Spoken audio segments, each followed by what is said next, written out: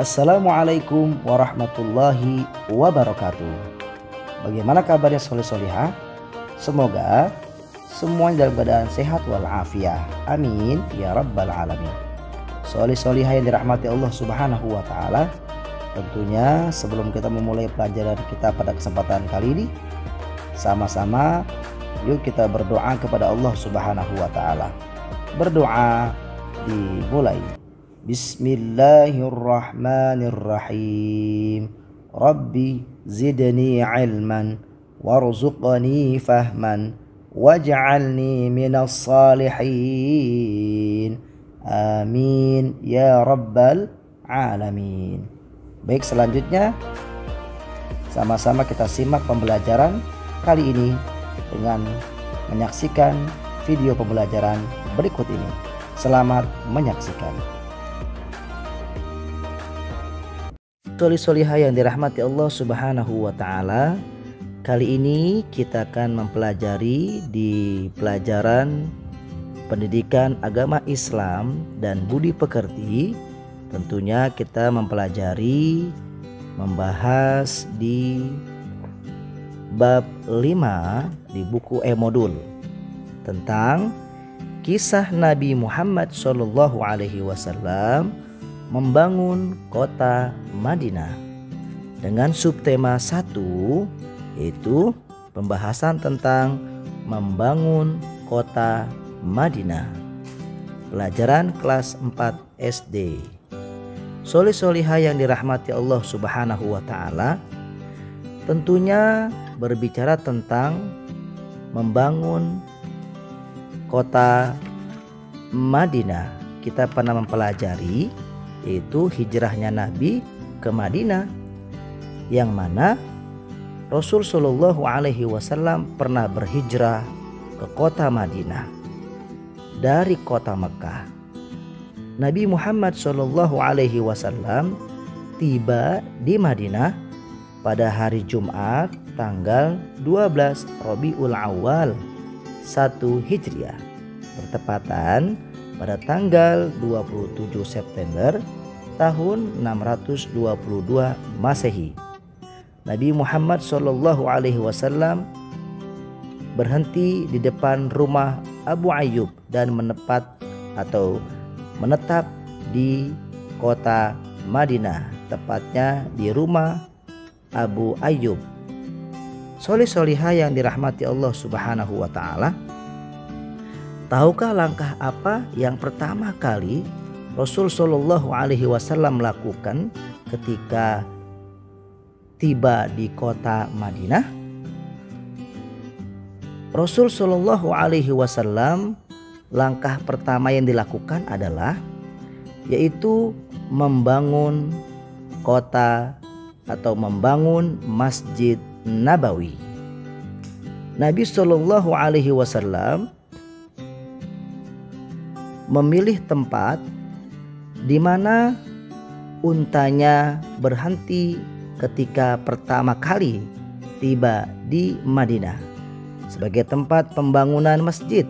Tanah tersebut ternyata milik 2 anak yatim yang bernama Suhail dan Sahel bin Nafi' bin Umar bin Sa'labah. Tanah itu kemudian dibeli Nabi Muhammad SAW untuk apa? Untuk membangun masjid dan sekaligus untuk tempat tinggal di sana.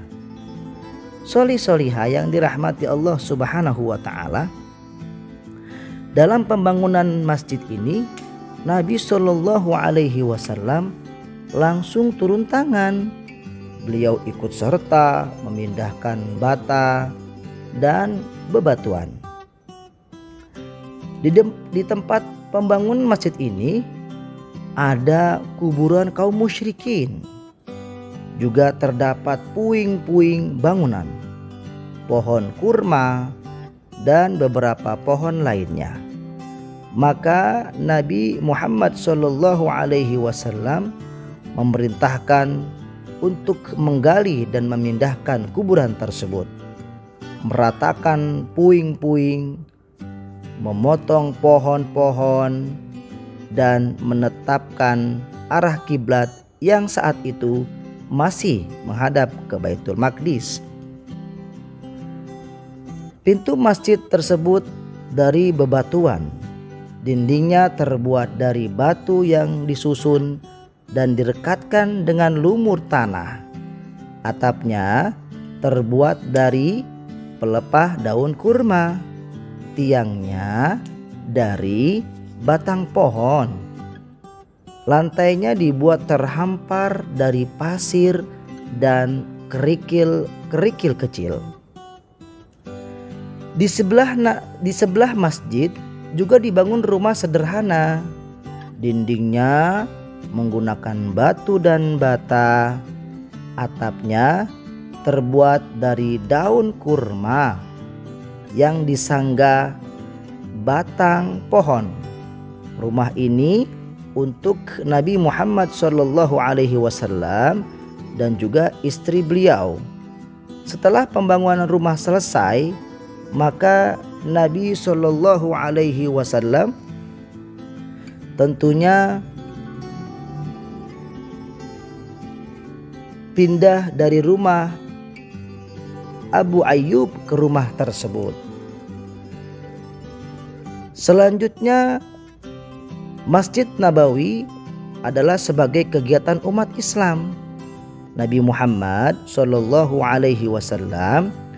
membangun masjid tidak hanya untuk sholat saja, tapi juga sebagai pusat kegiatan umat Islam, sebagai tempat pengajaran Islam dan bimbingan-bimbingan lainnya, sebagai tempat bermusyawarah untuk menyelesaikan masalah umat Islam. Selain itu juga masjid berfungsi sebagai tempat tinggal bagi orang-orang muhajirin yang miskin yang datang dari kota Mekah ke Madinah tanpa membawa harta benda dan tidak memiliki sanak saudara. Di Masjid Nabawi inilah Nabi Muhammad SAW membimbing dan membina kaum muslimin. Baik solih-solihah, demikianlah sejarah singkat tentang membangun Masjid Nabawi di kota Madinah. Selanjutnya nanti solih-solihah akan diberikan beberapa latihan soal dari sejarah kisah Nabi Muhammad SAW membangun kota Madinah. Tentunya pembahasan ini di sub bab pertama. Terima kasih atas segala perhatiannya. Alhamdulillahirabbil alamin. Baik solih-solihah, demikianlah pembelajaran kali ini. Bapak ucapkan terima kasih atas segala perhatiannya. Semoga yang Bapak sampaikan bermanfaat untuk kita semua. Kurang lebihnya mohon maaf. Wassalamualaikum warahmatullahi wabarakatuh.